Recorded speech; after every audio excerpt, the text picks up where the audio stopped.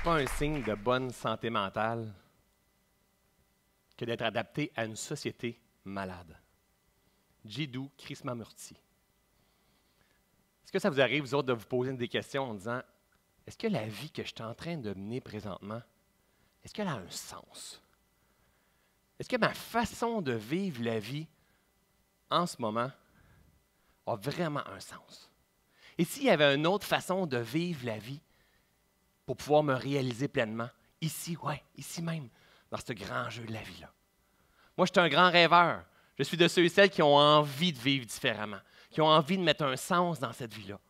Mais pour ça, j'ai dû passer par un chemin pas toujours facile. J'ai eu le privilège fantastique, exceptionnel, il y a environ 11 ans, de faire un magnifique burn-out. Qui ici a déjà eu ce privilège-là? Oh yeah, une bonne main d'applaudissement pour ces gens-là. Génial! Génial!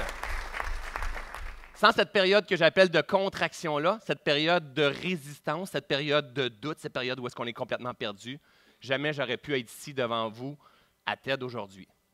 Mais en même temps, en cours de route, je me suis énormément posé de questions. Et s'il y avait une autre façon de vivre la vie? Ce n'est pas un signe de bonne santé mentale que d'être adapté à une société malade. Aujourd'hui, je me spécialise dans l'enseignement de pleine conscience. J'aide les gens à calmer leur mental, à reconnecter avec ce qui est là à l'intérieur d'eux. Ah oui, disons-le, avec cette partie divine qui coule à l'intérieur de chacun d'entre nous. Cette partie où est-ce que tout est toujours parfait, tout est aligné.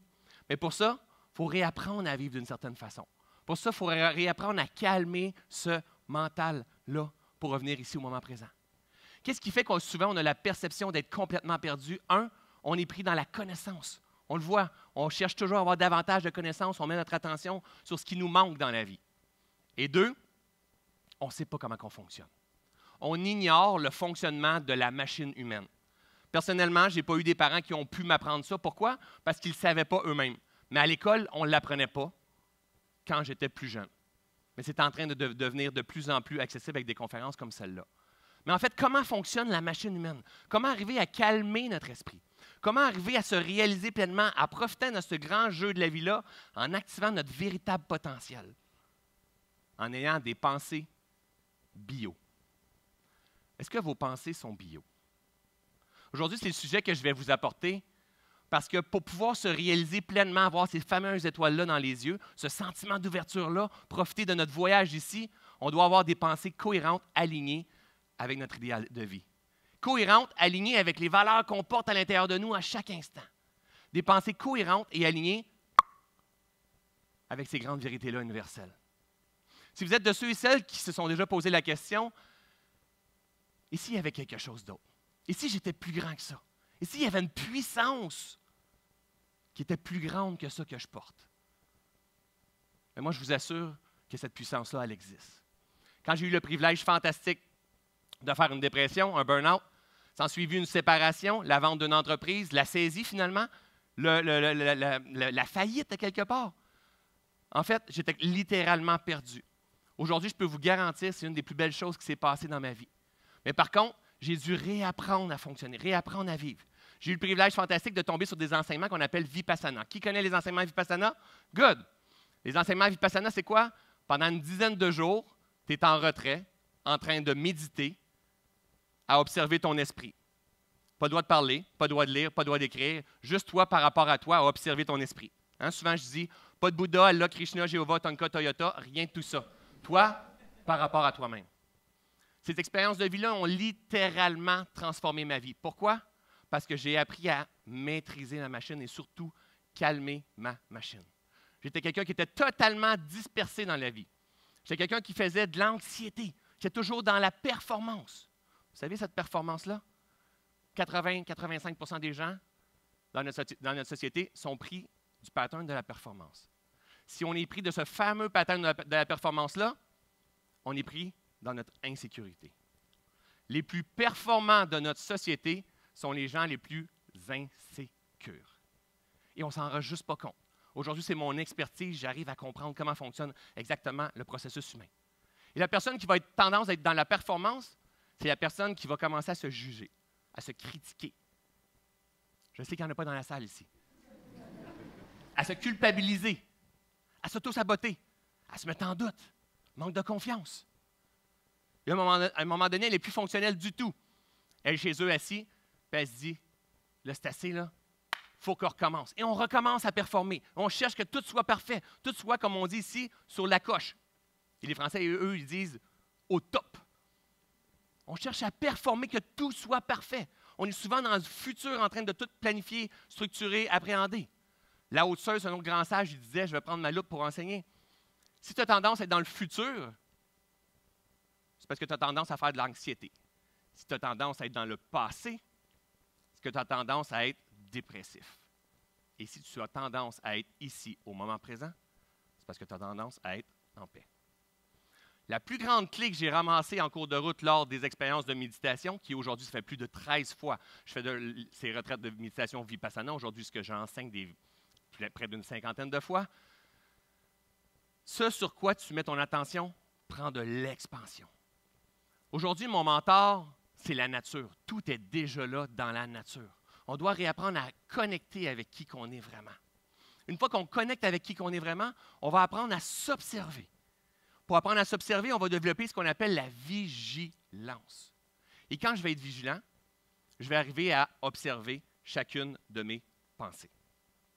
À ce moment-là, mes pensées vont être alignées et cohérentes, donc mes pensées vont être bio. Mais dans la vie de tous les jours, est-ce que nos pensées sont véritablement bio? La réalité, c'est que non.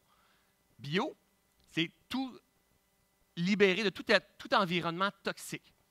Mais nous, notre passé revient constamment. Ce qui n'est pas réglé avec mon père, ce qui n'est pas réglé avec mon ex, ce qui n'est pas réglé dans la passion alimentaire, les dettes que je traîne. Donc, notre passé revient constamment. Si le passé revient, ça cause dépression. Si j'ai mon attention dans le passé, ça cause dépression. Mais si mes pensées sont constamment dans le futur, je vais chercher à contrôler, appréhender, structurer, à ce que ça aille trop vite, je vais être impatient, ce qui va causer stress, angoisse, anxiété. Qui ici a tendance à faire stress, angoisse, anxiété? Levez la main. Il n'y a pas de bonne, mauvaise réponse. It's OK. C'est parfait, ça fait partie de la vie. Ce qu'on doit apprendre, c'est à reprendre la maîtrise de celui-ci, de cette attention-là, de revenir ici au moment présent, parce que la réalité est toujours ici, dans l'instant présent. Comme je l'ai dit tout à l'heure, pour pouvoir se réaliser pleinement, on doit apprendre à vivre en cohérence avec les valeurs que l'on porte, avec ces grandes vérités-là universelles,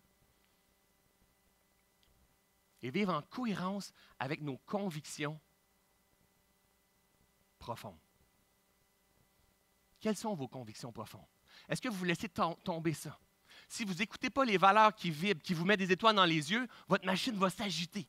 Donc, vous serez plus cohérent, vos pensées vont être désordonnées complètement. Si vous n'écoutez pas vos convictions profondes, ce que vous pensez que c'est vraiment la vie, vous allez devenir agité aussi, il va y avoir un manque de cohérence, donc complètement dans le passé et dans le futur. Si je n'apprends pas à écouter ma machine, mon corps, il va crier davantage plus fort. Je dois apprendre à développer mon focus. Qui ici, quand ils étaient jeunes, ont déjà pris une loupe comme ça, aller dehors, à l'extérieur, et faire brûler une grenouille? Non, non, non, non, non. Une feuille de papier. Oui, qui a déjà fait ça? Ou une feuille? Exact. Maintenant, essayez aujourd'hui de prendre une loupe et de faire brûler une feuille de papier en faisant ça comme ça ici. Est-ce que c'est possible? Pas du tout. Pourquoi? Parce qu'on n'a pas d'attention. Et l'attention est la clé de tout. Si je n'ai pas d'attention, je n'arriverai jamais à avoir du résultat. Jamais, jamais, jamais. Je dois apprendre à ressaisir cette attention-là, pas à développer ma concentration. Je dois apprendre à ressaisir cette attention-là pour revenir ici au moment présent. Parce que vous savez quoi? Au moment présent, là, pendant que tout le monde me regarde ici, il nous manque absolument rien. On est complet dans l'instant présent.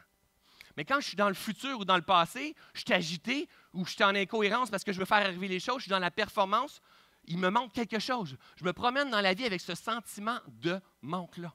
Et pourtant, j'arrive ici et je suis complet. On doit vivre avec ces vérités-là qui se passent à l'intérieur de notre machine. Le stress, l'angoisse, l'anxiété a sa raison d'être. Dernièrement, je forme des coachs à la pleine conscience. J'ai un prof dans mes cours. Sur 23 élèves dans sa classe, 21 élèves est médicamenté. Ça n'a juste aucun bon sens. Je lis un article dans le Journal de Montréal, il y a environ 3 mois ici. 63% d'augmentation d'antidépresseurs, c'est les aînés. Ça n'a juste aucun bon sens, ça, gang. Aucun bon sens. Mais en même temps, qui ici, soyez honnête, soyez très honnête, qui ici, dans le dernier mois, est arrivé au moins une fois à la maison avec l'impression d'avoir, j'ai l'esprit complètement saturé? Levez la main.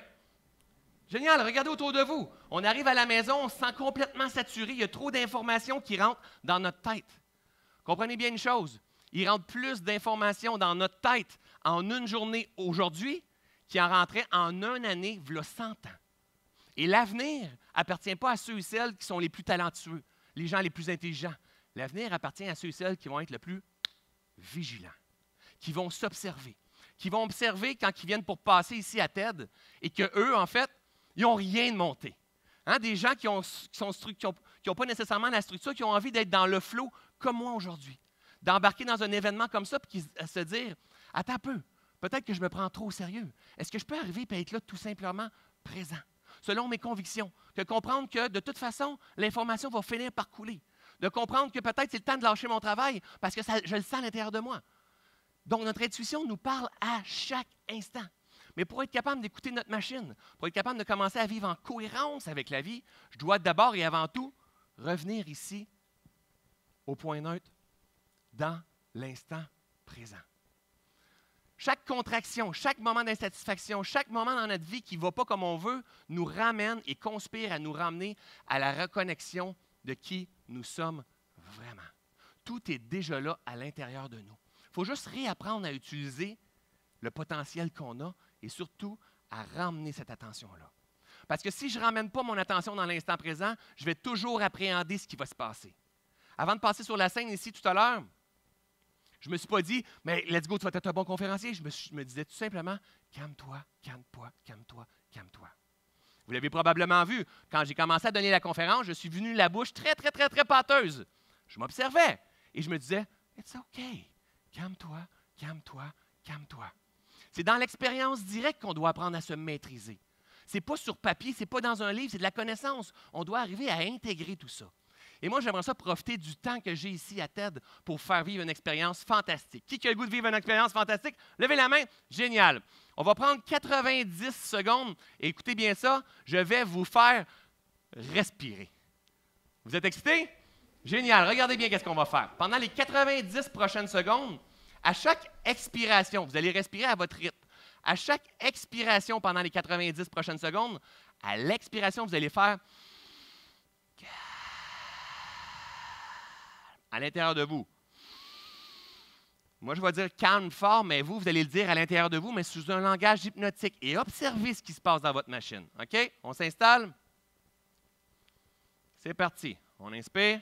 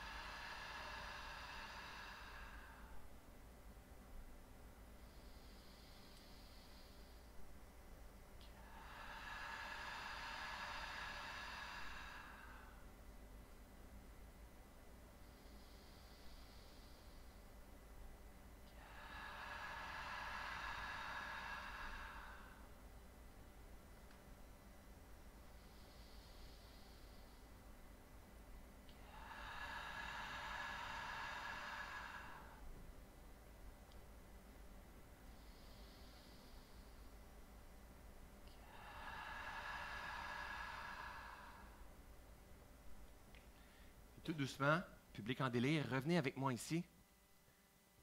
Probablement plusieurs parmi vous ont ressenti automatiquement dans leur corps les épaules se déposer. Un meilleur focus, vos sens se sont aiguisés, une meilleure présence ici, une meilleure concentration. Et pourtant, en seulement 90 secondes. L'outil le plus puissant qui soit pour se libérer du stress, de l'angoisse, de l'anxiété. Des hauts et des bas de la vie, c'est de reprendre la maîtrise de notre machine, la maîtrise de notre attention, de revenir ici dans l'instant présent. Il ne faut pas chercher des trucs extraordinaires. Il faut chercher tout ce qui est accessible. L'être humain, il est parfaitement conçu avec tout pour s'autogérer, se régénérer, se réinventer. Plus vous allez ramener votre attention ici dans l'instant présent, plus la paix d'esprit va s'installer dans votre machine. Plus la paix d'esprit va s'installer dans votre machine par cause et effet, plus la clarté va s'installer. Et plus la clarté et la paix d'esprit vont s'installer, plus la reconnexion avec qui vous êtes vraiment va s'installer. Vous méritez ce qu'il y a de meilleur dans la vie. Vous devez être vigilant par rapport au discours intérieur que vous avez sur vous à chaque instant. Je ne serai pas à la hauteur, j'y arriverai jamais, les autres sont tous meilleurs que moi. Oh, it's OK, je dois accueillir ce qui est là.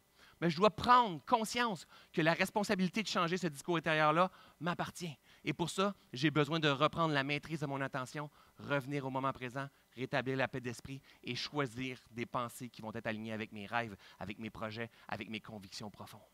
Tout est déjà là à l'intérieur de vous. Choisissez des pensées bio. Apprenez à vivre en cohérence avec vos valeurs, en cohérence avec cette grande vérité-là universelle et surtout en cohérence avec vos convictions profondes. Merci tout le monde. Merci.